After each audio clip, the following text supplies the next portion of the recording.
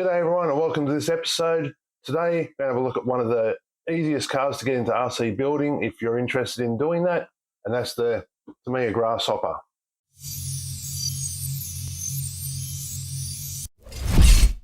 Okay, so this is going to be a little test, and to make this test work I'm going to need your help, and for that I'm going to need you to either subscribe or like this video. And at the end of the week, this is Saturday it's been recorded on, so next weekend I'll come back with the results and let you know what's going to happen from here on in. Okay, so getting into the Grasshopper.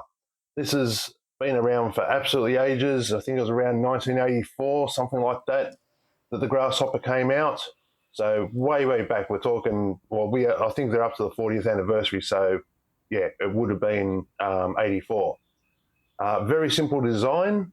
That makes it A, easy to build, and B, easy to maintain. So we're going to get into this box, have a look what you get inside, have a look what else you'll need to complete this kit, and then in a future video we'll go over the build process so you know how to build a Tamiya Grasshopper too. Alright, so before we get into the box, what else are you going to need to complete this kit? Well, depending on what country you get this in and where it's come from, you may or may not need an electronic speed controller of your own. A lot of Tamiyas used to come with them, but now you'll have to get your own one in most kits. You also need a radio system, something basic like a Fly Sky, which is off a HSP, but you can pick up the same sort of unit with Fly Sky branding for very cheap these days. You'll also need a battery and charger, and you'll need some sort of servo. So they're all the things you're going to need just to get this kit running. You'll also need some basic tools. Most of it's included, like the box wrench and Allen key, but you will need a screwdriver. And Tamiya uses, I think it's called JIS. It's a standard Japanese screw head thing. It's very similar to Phillips head.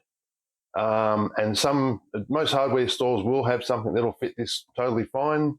You may have something, but if you use a regular Phillips head, you may find that screws keep on like skipping when you're trying to do it up. So just be warned that if you can get a proper JIS screwdriver, it's much better off.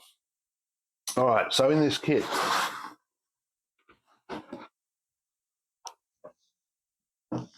okay, so there's how your kit will come.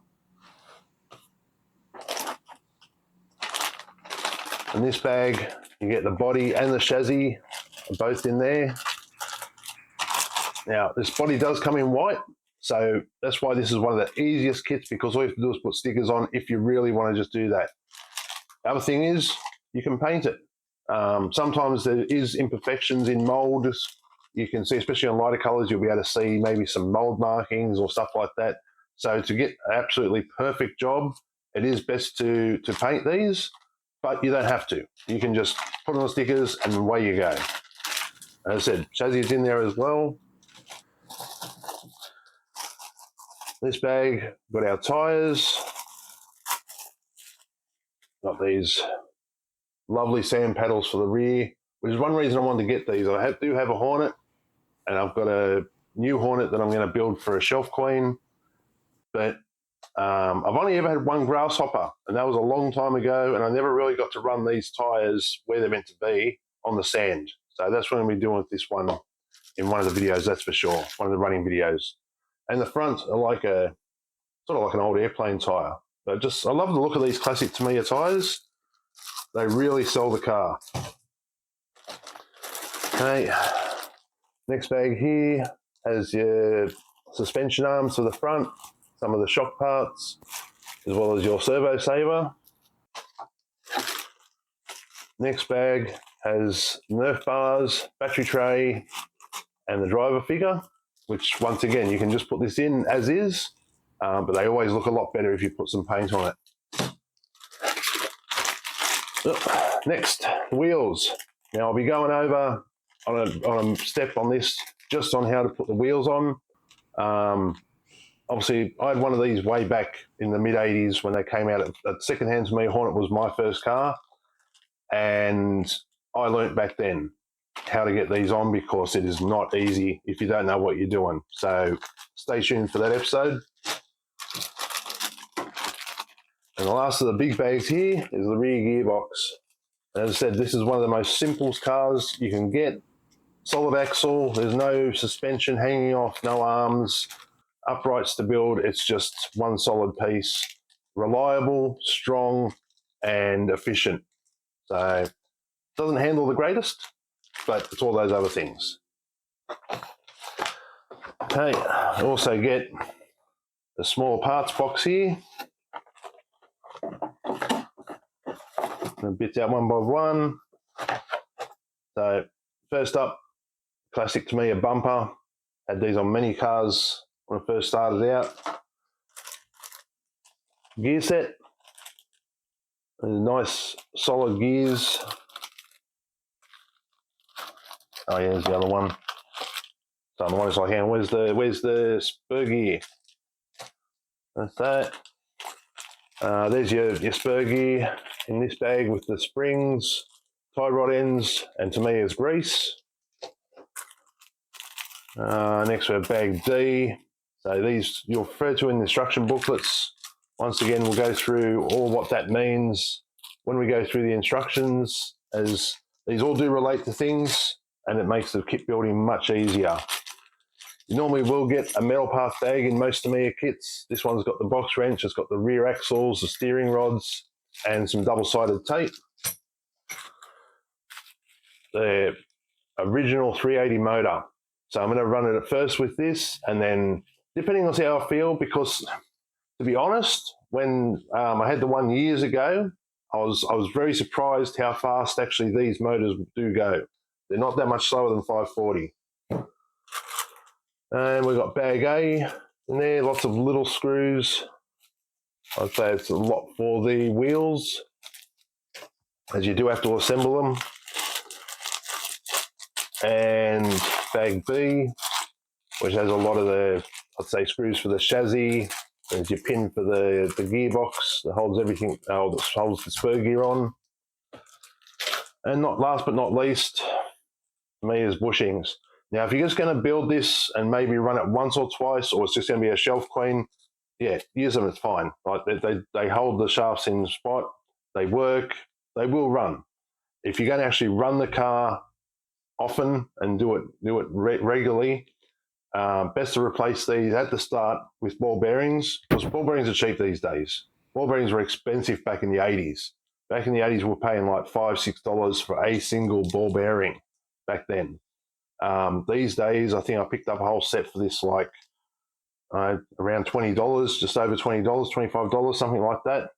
So it doesn't cost much to put bearings in it. Okay, that's it for that box.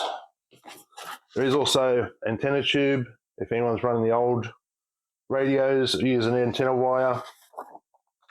And then, of course, Tamiya's instructions. These are some of the best instructions in the business, always have been. And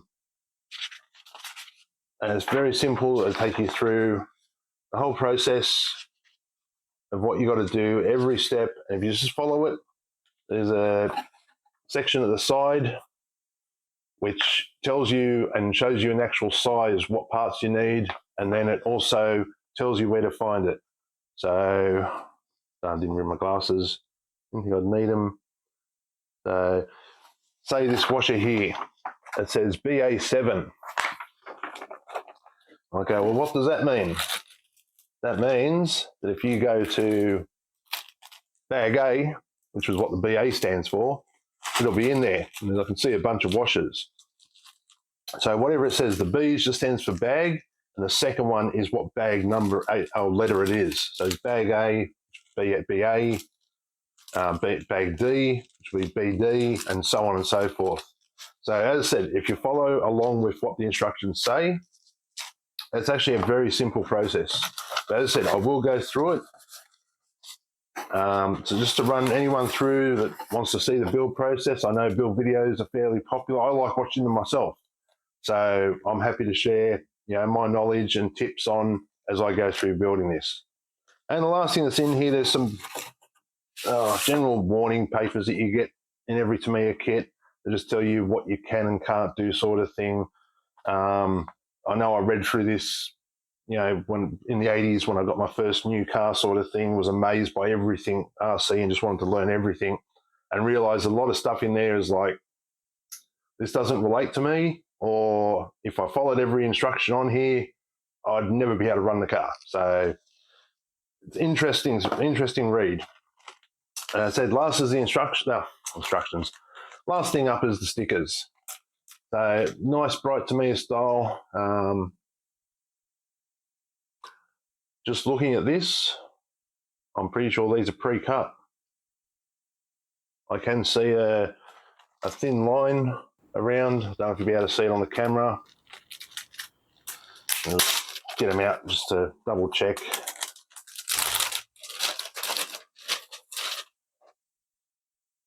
Yep, they are pre-cut. So it's going to make your life even easier. You don't have to worry. In the old days, these were not pre-cut. You had to chop around with scissors and get it as close to the line as possible without going over the line, without leaving too much clear. It was a whole process, but pre-cut can't get easier than that.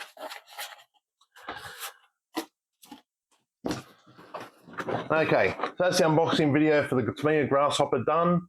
As I said, hit that like and subscribe button if you want to see the build video for this, and then of course I will be going and giving this a run in the habit I think it should be run, which you might think, grass? Nah, I'm going to take this to the beach, see if those sand paddles are real workout. So like and subscribe for that, and I'll see you in the next video.